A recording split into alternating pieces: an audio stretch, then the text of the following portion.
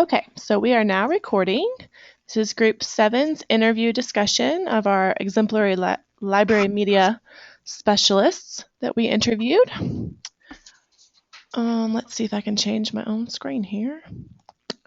All right, so a few of us were able to go online and, just write something really short about our person, and if we weren't, we're just going to talk about it anyways. But this is Rachel talking, so my person we interviewed was Cindy Adair. She was a LMS in the Henry County for the past 15 years, and she just recently retired, so she's enjoying life at home now. Wendy, do you want to go ahead? Oh, I'm sorry. I had the media specialist that we interviewed was Chris Parker from Mount Carmel Elementary School in Henry County, and he had been a media specialist for about the same amount of time.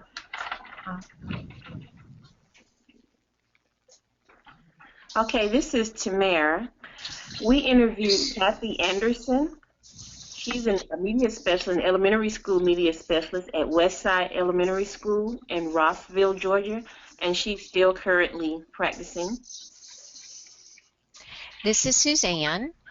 We interviewed Mr. Jim Stewart. He is at North Gwinnett High School. He's been there for the past 10 years, and just a little of his history. He was the Georgia Department of Education Exemplary Library Media Program in 2008, and in 2014 he was Media Specialist of the Year for Gwinnett County. This is Rebecca. We interviewed Amy Golemi, who is Media Specialist at Collins Hill High School in Gwinnett County.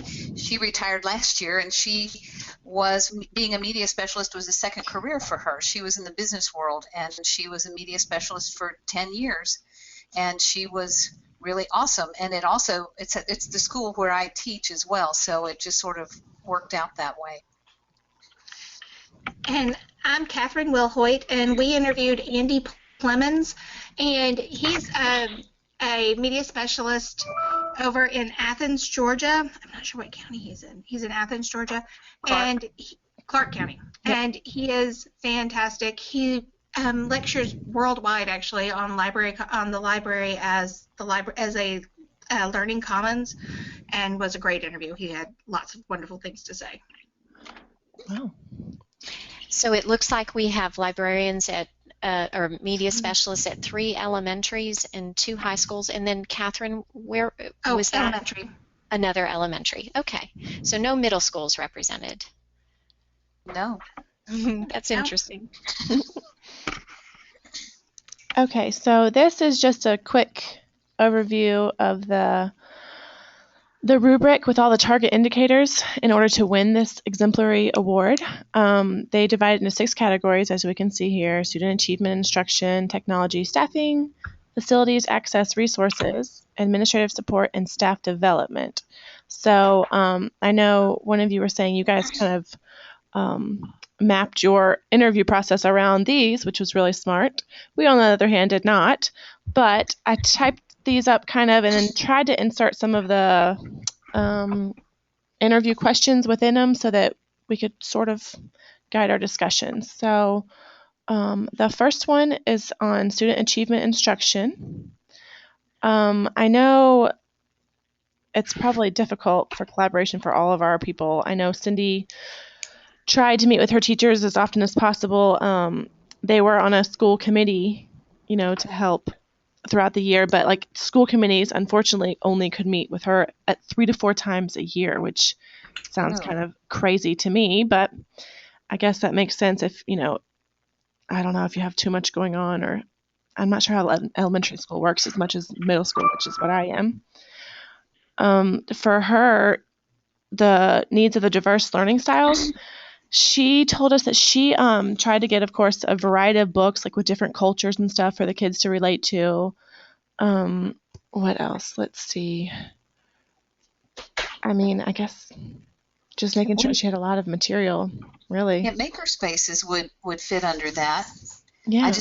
I don't in a high school they don't really fit in a high school, at least not that I can see so far, but that would be That would be sort of project-based learning, and a lot of learning styles would be addressed, but we don't have one in my high school. I know they have them in a couple middle schools I know of. Are kids allowed to go to those things like during the day, or is it like between class? I have no idea how makerspaces work. Yeah. I don't. Well, Andy Plemons, the media specialist that we interviewed, does a lot with makerspaces and things, and he collaborates with the teachers a lot. And one of the things, like, he has a 3D printer in his library that the kids get to use, and a lot of tech that he gets to use. And one of his big things was that he collaborates not just like with the teachers, but like he does authors visits and all kinds of things like over the computer and via Skype and all kinds of things. And the kids totally do it. Like, when you go onto his website, you can see the things that the kids are making and the kids are doing and taking ownership of. And it's really impressive how much of what like the kids are doing in the classroom, and then he incorporates it into the media center. It's really impressive. This idea, like he'll tell you, like his job is to support the learning, like, and to make sure that the kids are actively learning all of the time that they're there. So what they make is integrated into the teacher's lesson plans? Right. So he would go and talk to, like, when he's in there, he has a very flexible schedule, and he'll go in and he spends a lot of time talking to the teachers about what they're doing and what they're wanting the kids to learn about, and then he incorporates lessons that scaffold and build on what they're doing, and his lessons build right off of theirs. And so like he found, like, I mean, the stuff he was making was just great. And then his library opens out onto a courtyard out in the middle. And so like the teacher's science lessons were scaffolding out into the courtyard and through that. And he had all kinds of things going on. It was great. I want to look at that website. Yeah, his name is Plemons, Plemons, and like his blog, you could spend hours just going through and just thinking, oh, how cool.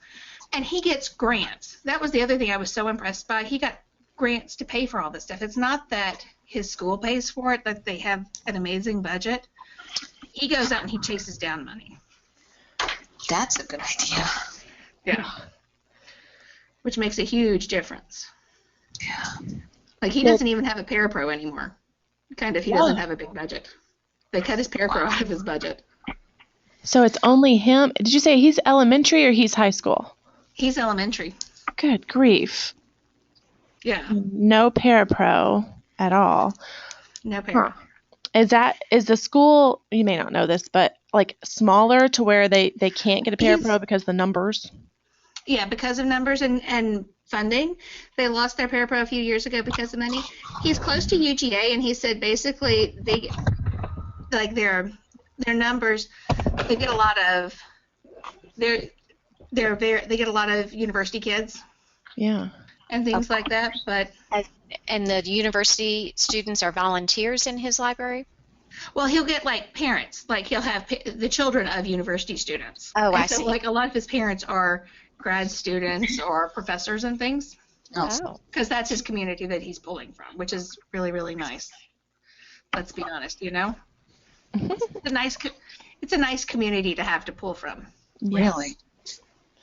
Whereas, I don't know where y'all teach, but my community, where I am, we are 98% Title I. So it's just a different level of experiences. Yeah, well, the parents are busy putting food on the table. They can't volunteer and come in. Yeah. So That's how it is much of the time at the elementary school I teach at. It's a population that is, just busy trying to support their family and can't always come in to volunteer. Yeah. The school system that I'm at as well, we're 100% free lunch, so that tells you about the economic status of We are our too. community. But this is a little bit off subject, but did y'all read that about one person who is in the program, and at her school, everybody drives their golf cart to school, and Yeah. I heard that. very wealthy, affluent area, and Yeah. I couldn't even relate to what all she had said in her. It was one of the posts about the newsletter. Anyway, I just had never heard of such a great place. no, but really, Yeah. it's the administration that makes the difference. So no matter what population you serve, if your administration handles it right, you're going to have the support you need in the library. And my school, we're just an average school. You know, we have free and reduced lunch, but we also have kids who have means. But it's an expectation at my school that teachers collaborate, and it's modeled by the principal. Like, it starts up at the top, and so our media specialist is just all into that collaboration that is just expected. It's part of the school's culture, and that's administrative. That's great. So I agree. I think that's one reason why my exemplary media specialist was able to do what she did, is because of the support from the administration and teacher buy-in. Mm-hmm. Especially English teachers, I would like to say, which is what I teach. I don't know. I always felt kind of protective of the program, and always wanting to get in there and work with media specialists. So she comes and gives. I would have kids in a lab, and I'd need to teach them how to use a certain presentation software, like something like Photo Story, I think is the one I was using last year, and I didn't know how to use Photo Story. And so she came down to the computer lab 3 times for 3 different classes and showed them how to use it. It was really nice, so that they could make their presentations. I think that's a really good point. The media specialists and their buy-in into co-teaching is really important. Mr. Stewart at North Gwinnett High School, he described collaboration as the best part of being a media specialist. It's his favorite part of his job. And I've heard good things about North Gwinnett High School. They do it right over there. I know Miss Anderson at Westside Elementary School. She talked a lot about involving community partners with the Media Center, and they're able to provide support that perhaps if you don't have a large parental support, or your school doesn't have a lot of funding, seeking out community-based organizations. She talked about having business leaders who come out to the school to read to the students, who they may fund a particular ice cream social, something after school. I think they had a Dr. Seuss day, they had a slumber party one evening, and the community-based organizations sometimes will provide the funding to do such things to get the students involved after school, or maybe even during the school day. That's a good idea. Mm-hmm. I know Cindy Adair's elementary school, they had a Dr. Seuss Day too, so I bet that's a big thing in elementary schools. I think it is. Yeah, Read Across America Day was one thing she talked about, in the book fairs. She had 2 book fairs a year.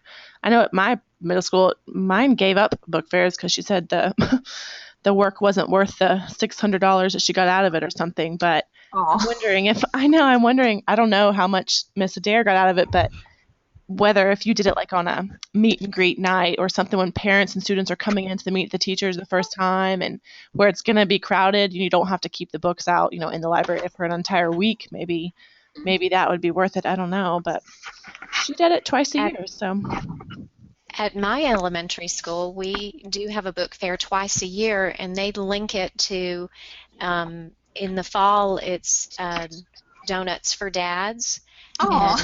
And the last day of the book fair falls on the Donuts for Dads morning. And in the spring, the last day of the book fair, usually a Friday, is Muffins for Moms. And it's kind of become a little competition. The dads, surprisingly or unsurprisingly, outspend the moms at book fairs. That's cute. Do they keep track of, like, on a little chart or something, like how much money they're making, like, to kind of show the dads or moms who's winning and promote more stuff? No, but that would be kind of fun to kind of egg them on a little bit more. Yeah, post it on the school website or a blog or something. Mm-hmm. Cute. Okay, well, does anybody else have anything that they realized about student achievement instruction before we move on? No. Of course, we can always go back to if something pops up. Technology, of course, is huge these days. Even more so now than it used to be, I guess. But with Miss Adair, the whole checking out technology, I mean, they would have teachers that could check out things, but they'd have to come and do a whole sign-out process. before they could take them back, and then they'd have to return them at the end of the day. Do you mean like a big bunch of books for a project or something? I'm thinking it was more of like if a teacher needed to check out an additional laptop, or iPad maybe, something like that you could use in your classroom with your kids. Or let's see, at my middle school we already all have projectors, but at hers it could have been even like a projector system or something to check out and use for presentation. But yeah, whatever devices they were allowed to check out as teachers, they had to return, when they were done at the end of the day or whatnot. At Mr. Plemons' school, the 3rd through 5th had gone one-to-one devices. Wow. And so he said that, there wasn't as much technology checkout because everybody had in their, and he said the lower kids had kindergartens at first had computers in their classrooms. And so really the only technology he said that he kept in there were loaner computers in case something broke and iPad carts in case somebody was doing like a special something where they wanted the iPads instead. And so he said for a really techie school, he doesn't have to do checkout anymore, which I thought was really, they do a lot of tech in there, but he doesn't have to do checkout anymore because everybody already has it. Okay, so the teacher's responsible for, keeping track of the computers checked out to her kids? Right, so he just does it at the beginning and the end of the year, during inventory, and that's it. Wow. The rest of the year it's out with the kids. How lucky to have that much technology to share with everyone. I know. Well, with the new testing next year, this year they were piloting all of the testing going on to the computers. I mean, they're trying to get at least 4th and 5th grade one-to-one devices everywhere because Georgia Milestones is all going to be on computers, so they're going to have to get tech out there to the kids. Right. I don't know if you're not elementary school, all of the, like what used to be CRCT is Georgia Milestones. Mm-hmm. And they were at the high school too, yeah, and they were piloting it this year and it all went online. And so it was really hard for schools like we are a school that's one-to-one technology. It was really hard getting everybody onto technology for testing. It was endless, wasn't it? Yes, it took forever. Wow. And so you had testing going on from 8 in the morning till 3:30 in the afternoon for days. And so it's coming. I mean, everybody I think is going to end up in that boat with one-to-one technology. And so he said he doesn't even he keeps very few. He kept like a base, like cool technology, like the 3D computers and a base station and all kinds of neat stuff in there, but he didn't keep regular laptops and things in the computer and regular computers in the library because the kids already had them. Well, in Amy Galemi's library, they have four laptop carts that teachers sign up for and check out, and she has a lot of. She just bought a class set of tablet computers for kids to use in the library, but I think that was grant money. And then there are laptops for kids. There are Ladybug, what do you call it, document cameras for teachers to check out. And so she's sort of like the go-to person for technology if you want to check it out and have it in your classroom. But with BYOD, fewer computers are needed. If you check out a class set of laptops and 4 of them don't work, 3 kids are going to whip out their devices and say, here, I can use this. Like, okay. As long as they all have wireless access, sometimes that doesn't work. But I think it's nice that the media specialist has technology skills. And quite honestly, that's why people love you, is if you can solve their problems or teach them something they need to know. Oh, yeah. Did y'all's media center specialists, do they have kind of like a computer lab inside of theirs? Like, I know mine had 12 computers spread out in the media center and then 32 in a separate room, but I didn't know. Well, Amy Galemi's has 54 computers in the media center, 2 labs in 2 separate spaces, and then others that are grouped around a pole for when kids just need to do something individual. So It is, and still, my school has the fewest computers, I think, of any Gwinnett County high school. But still, 56 of them are in the media center. Yeah. Jim Stewart, who's at North Gwinnett, has the computer lab is attached to the library, and it holds 34 student computers. And then in an auxiliary room right near it is an additional 32. So that's a lot of computers right near the library. Yeah. Sure, that's perfect. At Westside Elementary, the computers in the media center, there are about 15 computers in the media center. And I think she was saying that the students come in mainly to do research on the computers, but she didn't mention iPads or a laptop cart that the teacher could check out and take to the classroom.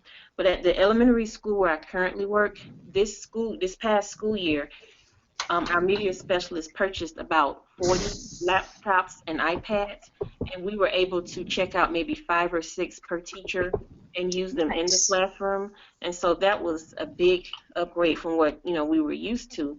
But I like the idea of the bring your own device day, because I think that, as you were saying earlier, if an iPad didn't work or if you didn't have as many as you needed for your class, students that do have them could help to supplement those extra resources. Well, the BYOD is nice, and to show you how. I went last year I went to the media center. I wanted to check out cassette recorders. Remember old cassette recorders? Oh my goodness. Oh yeah. I wanted the kids to record. I made them write a radio play of a story, and I wanted them to record it. And I went to the media center, and she said, well, we have like 2, and they're old. So I went back to my kids, and I said, I am so sad. We can't do this because there aren't enough cassette recorders. And there was like this intake of breath, and they all burst out laughing. They said, we all have a recorder on our phone. It was just so funny. I felt like such a dinosaur. So that's when I learned that the kids that you don't need recorders anymore. They bring their own. Oh, yeah. Well, iPods and everything else. I mean, they all know how to use it. Even my kids and little ones. They all know. That's something else. Are the schools, I know Miss Adair's school, right when she was retiring a year ago, they were going towards BYOD, and the middle school I work in right now, we've been BYOD for a few years, so it's really nice. But are the ones that you guys interviewed, are they mostly moving that way if they're not already? Yes. Yes. North Gwinnett High School is. Good. Mr. Plemons didn't mention it, so I'm not sure. And it's elementary, so it's different, Yeah, I wonder true. how that is different in the elementary, because in the high school, it brings with it a whole host of classroom management issues. Yeah. And so I'm wondering how it would be with little ones. In our elementary school, I'm in DeKalb County in Georgia, we would actually take up electronic devices such as cell phones and tablets. At the beginning of the school day, we've had issues with them being stolen, broken, and damaged, and parents would complain. So we haven't, as of this past school year, we haven't moved toward the BYOD, which I really like the idea. I just wish that there was some way to work it out so that you wouldn't run into those issues with them being stolen or damaged during the school day. But I think with elementary school, the rules may have to be a little different than with the high schools or middle schools. And frankly, elementary school kids, they just develop at such different rates, and responsibility comes in at different ages for boys and girls, and so it's hard to come up with a policy that says at 3rd grade you're responsible for this, or 4th grade you're responsible for this, because anybody who's seen a 3rd grade girl, it's totally different than a 3rd grade boy, or it's just, it happens. They're different at different ages, and so it's hard to come up with those hard and fast policies when kids are growing and changing so much over the course of 1 year. Yeah, that might be better suited for middle and high school because those kids have nicer phones than I do. So I didn't really think about the age thing. Hopefully a ton of elementary school kids don't already have their own iPhone 6s, but probably, Count on it. Yeah. Mm-hmm. But Not at my yeah. school, but I'm sure it's some. Yeah, I'm sure. So yeah, I guess that would be a BYOD. It's probably better suited for middle high, but then they can work for the one-to-one devices, maybe start small in the elementary school and then move their way up. Okay, so let's see.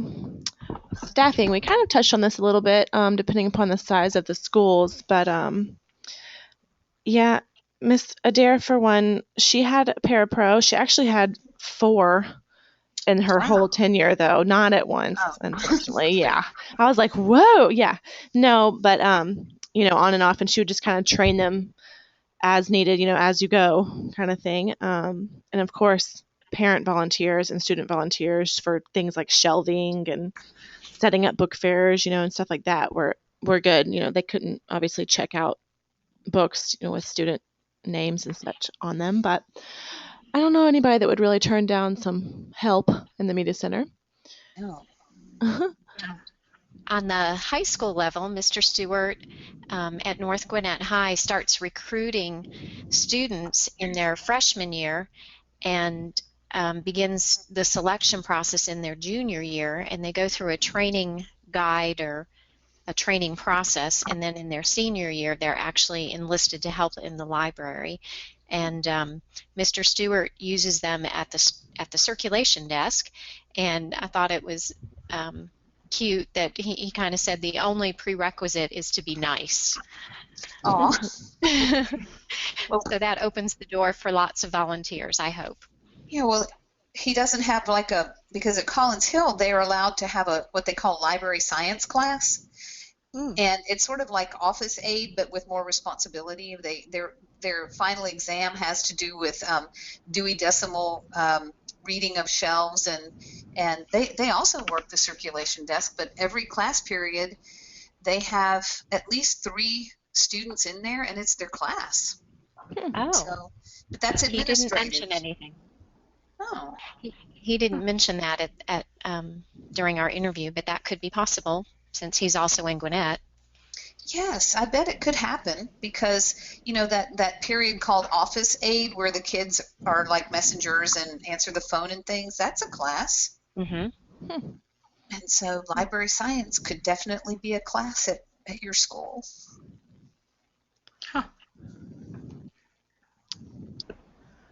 Well, Mr. Plemons doesn't have a parapro in his library anymore, but he does get parent volunteers a lot. He has student volunteers sometimes, but not often. And he says that sometimes that there's not adult supervision available, and he said that the kids are used to coming in and checking out books for themselves, and he has it set up from the beginning, like the upper grades can check in and check out on their own. He said the price you pay is when you do inventory. He's like, you find books that are supposed to be there that aren't, and books that are there that aren't supposed to be there. He said, but Look what else he can do. it's the best you can do. And so, but he does, but he said he does usually get some good volunteers and parent volunteers and things in to help, which are great. And he said the decision whether or not to get a sub is based on the principal, and his principal will usually gets him a sub if he's going to be out, which is nice. Mrs. Anderson posts a lot of information on the school's webpage. So a lot of times if there's an event going on where she needs parent volunteers or just to inform of what's going on, if parents want to volunteer, they find out that information there. And also, again, just getting community-based businesses involved with the school. A lot of times they'll choose to volunteer or to help out with different things that are going on in this media center. I know in Henry County, well, apparently, Miss Adair said like if she had to be out for a substitute, that it was their county policy that there were no substitutes provided for media specialists, so they had to completely close the media center if any time she had to be out. Like, That's how awful. ridiculous is that? Wow. So, okay. Does anybody else have anything on staff? All right. This is just kind of a broad area here. Facilities. We could do facilities first because I'm sure having all high school and all elementary school, we're going to have similar things like the little story time area and of course circulation desk. Was there anything big that stood out that maybe we didn't think of, or Just flexible grouping. yeah, You know, chairs and tables on casters that you can lock them in place if you need to, but then you can unlock them and move them around. yeah, Yeah, I think that mobility factor is huge, and I've noticed it in all the floor plans that were presented during the facilities presentations, and then of course in the interview. That was a big factor too. Are most Natural of the- lighting.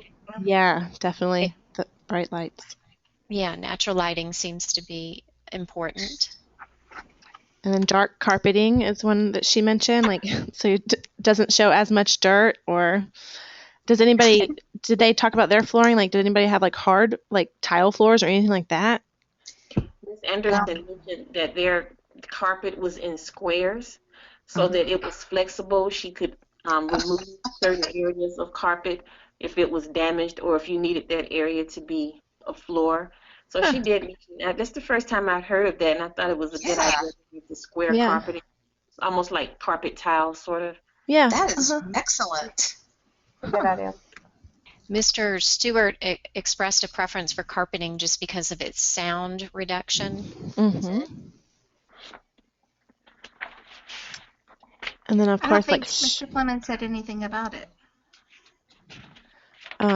shelving, I guess.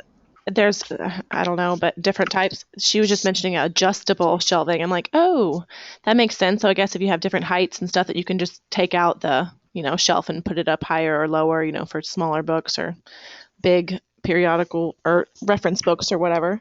So that was like, oh, I never really thought about that, but Mr. Fleming said it was one of the things that was most important to him was that the library be able to be reconfigured really, really easily, because sometimes it was just him in there having one big group. Sometimes he would have a whole grade level. Sometimes he would have half of a class. And sometimes he would have two classes. And so he wanted to be able to move up. And so all of his shelving is on wheels so that he can move it around and he can change it in the middle of a day, at the beginning of a day, at the end of a day without any trouble. And he said that was one of the things that was when the library was rebuilt a few years ago, that was one of the things that was the most important to him and that he was the happiest with. yeah. For periodicals at Westside Elementary, Ms. Anderson chooses the slanted shelving so that you can easily display the periodicals for the students to see. I thought that was a good idea also. Yeah. I know. Ms. Adair was mentioning on her way out of the program that they were actually going to reduce the magazine subscriptions of periodicals because a lot of the kids weren't using them, or there were so many offered online now that they didn't really need the print format taking up more area. So I was like, oh, that's true. I guess if you had like e-readers or little Kindle Fires or something, they could flip through in the library and look at different magazines, but they were getting away from the printed version because they fell apart a lot in hers. But you know what we found in our library? We have, like, our school is something, I think it's whether 97 or 98% ESOL students.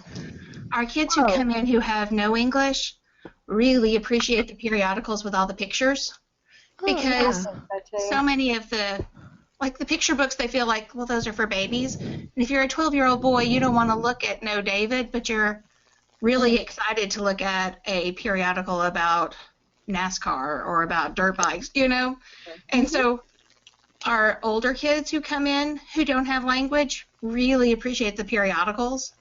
And so, but they're not reading them, but it's for the ones who don't have language yet, are the ones who are really enjoying them and are really appreciative of them.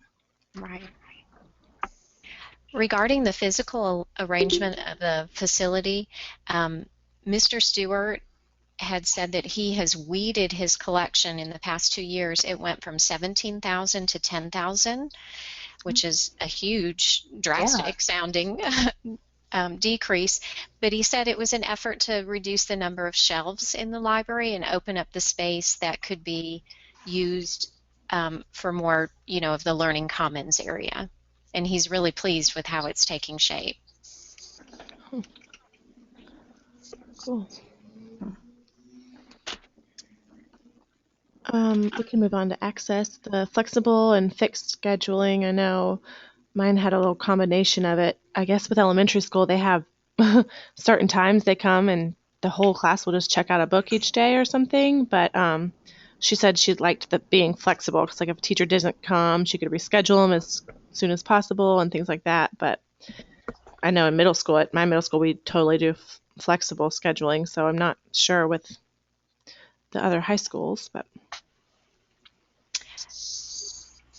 North Gwinnett operates on a flexible schedule, and Mr. Stewart just said that's the only way to promote the collaboration and the co-teaching.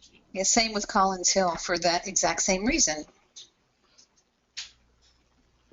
Mr. Plemons operates entirely on a flexible schedule. He says he goes around quarterly, so like at the beginning and the midpoint of each semester, he goes around to teachers, does the grade level meetings, and takes a big calendar. And people start signing up for times, you know, like when they can come in. And he actually like had rules about like, he was like, you can't sign up every Tuesday at 9 a.m. He doesn't let teachers do that. Like you can't do that. You're not allowed. And so, you know, but if you're signing up for a big project, you can sign up for a big block of time and things like that. But he takes his calendar around and he blocks out time for different projects and things like that. But that's how he does his sign up. Nice. Westside Elementary also works on a flexible scheduling option also, and also a flexible circulation option where the only materials that are required to stay in the media center are the periodicals, but students are able to come in and check out 3 books or 2 books, and as long as another student hasn't requested them, if the student still needs that particular book title, they're allowed to keep it for as long as needed. Wow. He did. Mr. Plemons said he just didn't have time to do overdue notices and fines and all that anymore. He said that there just was no way he had time for that. So he has given up entirely. He said at the end of the year he sends notices, but not until. Yeah. I'm going to jump to this because that's exactly what you guys are talking about. Same with Miss Adair for her elementary school. I guess because the age level, it's not really effective to send them fines and overdue notices and stuff, but they would just send printed notices to their teachers to let them know or send home to parents. No fines were sent home. And in kindergarten and first grade, they could check out 1 book, and then 2nd through 5th grade, they could have 2 books for a week. But then after a week, if they still needed it, they were allowed to recheck it out. It was no problem. So, Mr. Stewart at the high school level allowed students to check out books and for 2 weeks, and then other reference materials or periodicals were just overnight checkouts. And they still do charge an overdue fee of 10 cents per day for a book or $1 per day for overnight material. And then, of course, he said the teachers have a completely flexible checkout and have really no parameters.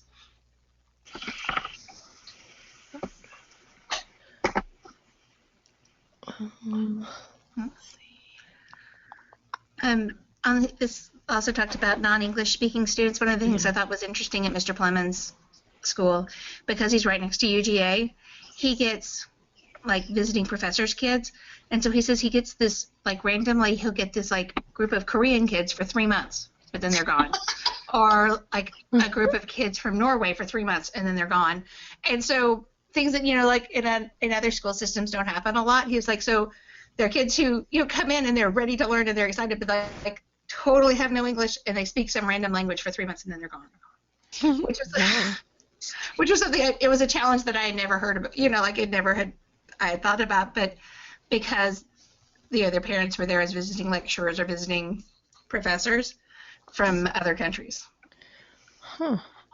Which I thought was interesting, whereas I'll have students, who come in who are going to be here forever, and learning the language and things. These kids are here to be, culturally immersed because they're excited to be and their parents are excited for them to have this cultural immersion, but then they're going back to Korea or Norway or wherever, you know? That's a true transient student, I guess. Yes. How did y'all ever talk about inventory materials? Mr. Plemons talked about it, and he says that he does not shut down the library to do his inventory. He does it twice a year with parent volunteers, and he just as a parent, start at one side and just keep going across.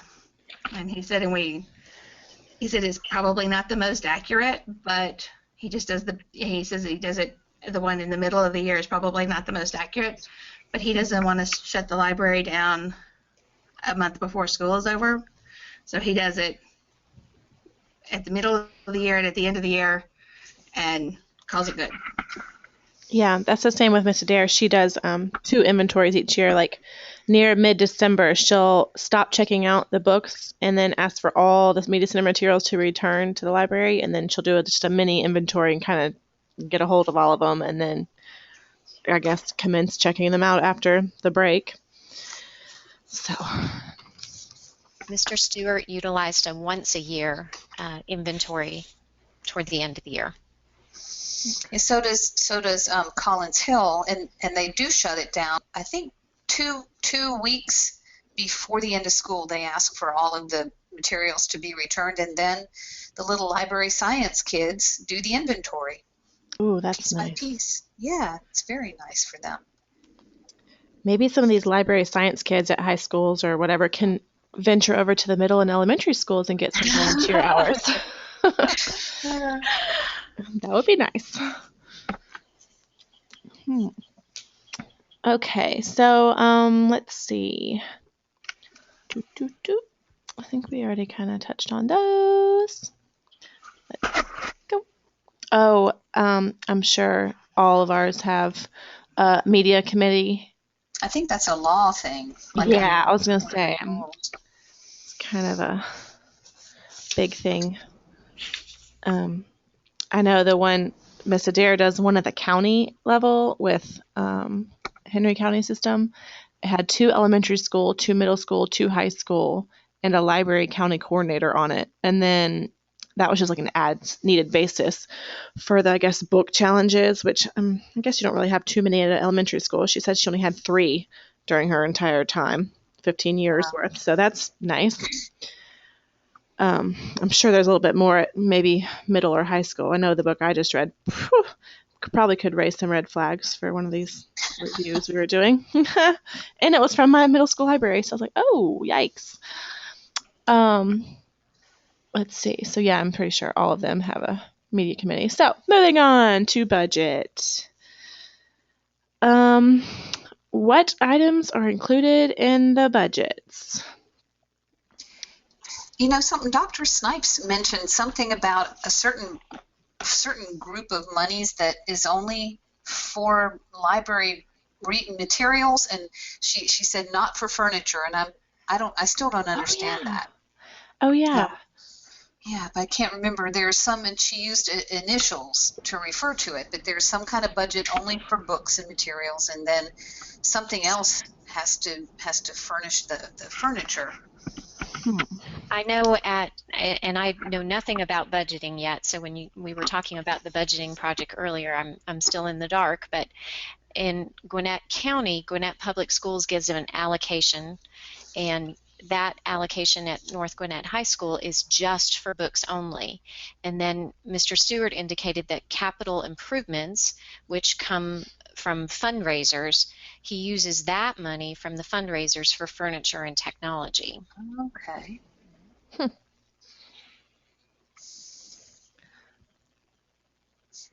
Ms. Anderson talked about the school allocated funds and then the county allocated funds.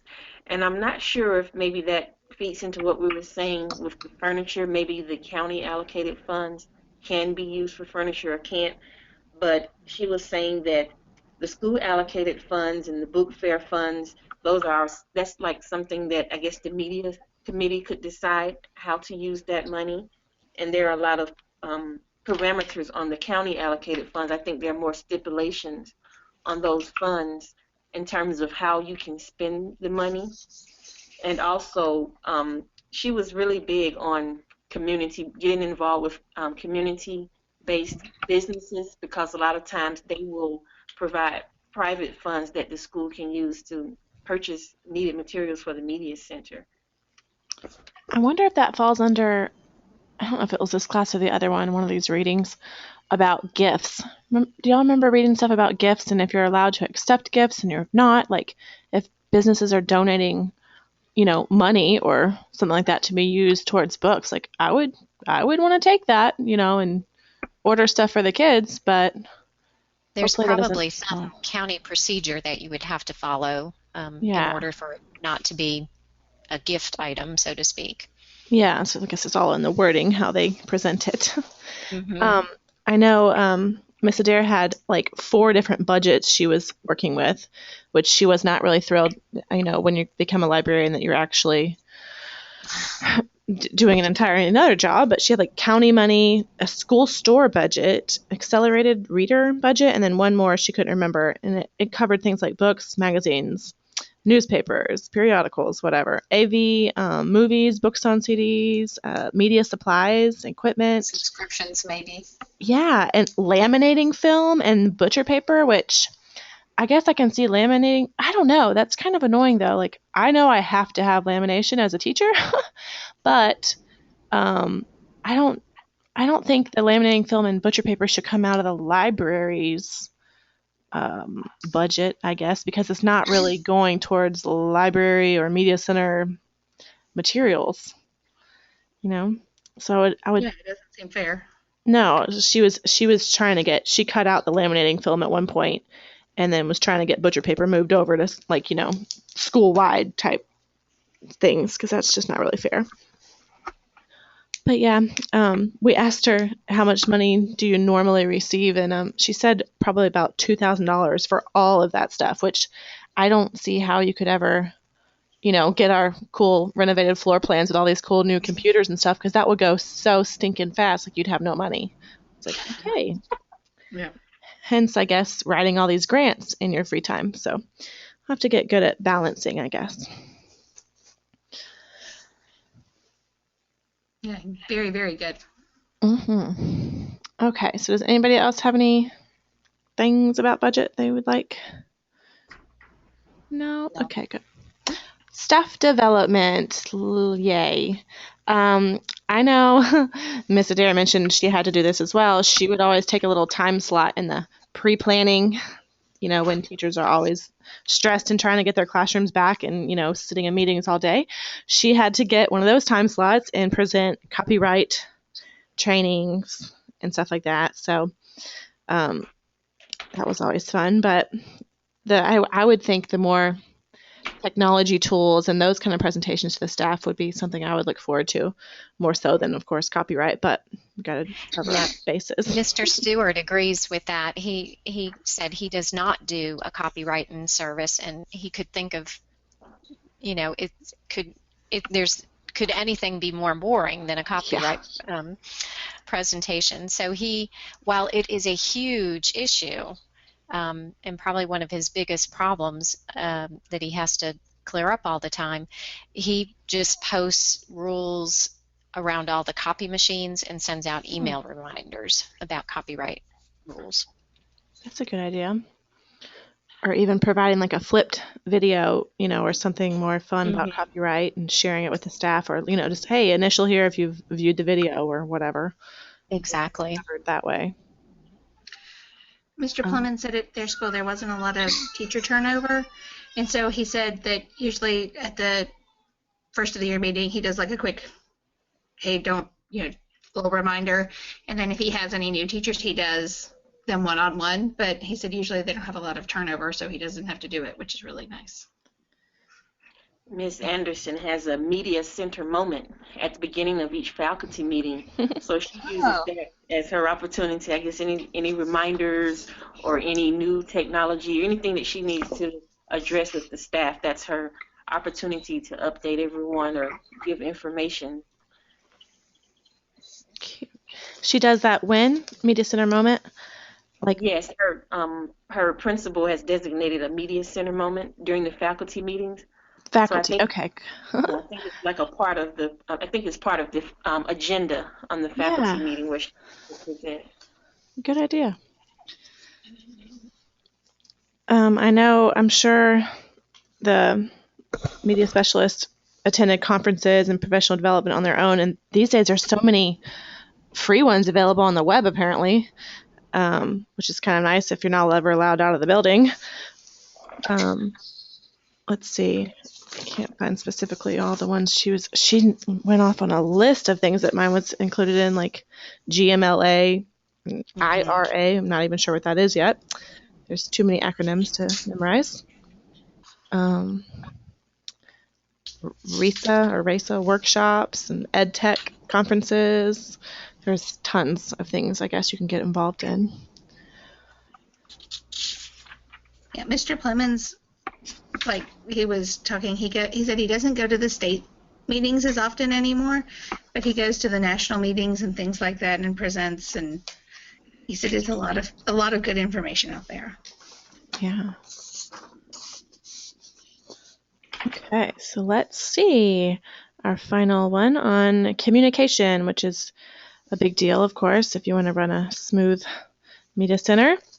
I I asked my lady if she was able to do a newsletter or something like that to keep people informed, and she's like, every once in a while, if she had time with a parapro, then she could do that, but it was difficult, not ever knowing how much time you're going to get and how much assistance. But they do use the bulletin boards to display, upcoming events in the school website, and they would use call outs. I don't know if there's a better name for that, but you know how the school can do a mass phone call and you pick up the phone and it's like a recording, whoever talking from the school updated thing. So those were useful. But mostly communicating with staff was basically through emails. Quick emails would, get the point out quickly. Well, at Collins Hill, the Media Center has its own website, and it does have a link to the school website, but theirs has links to all of the electronic resources so the kids can access them at home. Used to be you had to have a password, but now all the kids, they have a portal. So the kid gets onto his portal and has access without passwords to all of the databases that he needs for research or whatever. And so that's a nice way to get information out there. I mean, it's a good advocacy tool as well. When you, for example, at Collins Hill, she had them, there was a poster contest, and the kids would submit entries to what they called it, read, and then the kids would be creative and put themselves in a poster reading a book. And so those kinds of things would end up on the school website. So it was used for advocacy as well as kids' connections to the databases. Yeah.